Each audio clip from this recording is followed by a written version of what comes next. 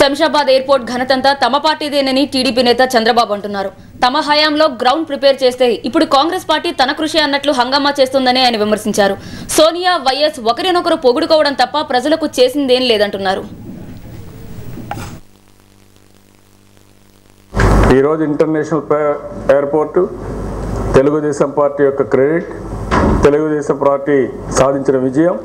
ఈరోజు అక్కడ కూర్చున్న పెద్దలు కానీ వీళ్ళు మాట్లాడిన మాటలు చూస్తూ ఉంటే ఏదో పెద్ద సాధించేసినట్టు, వీళ్ళే ఆ ప్రాజెక్ట్ని కలగన్నట్టు, ఇదేదో వీళ్ళ పెద్ద విక్టరీ అయినట్టు ఒకరినొకరు పొగుడుకుంటూ ఈ ప్రాజెక్టు వాళ్ళు సాధించే విధంగా మాట్లాడుకున్నారు.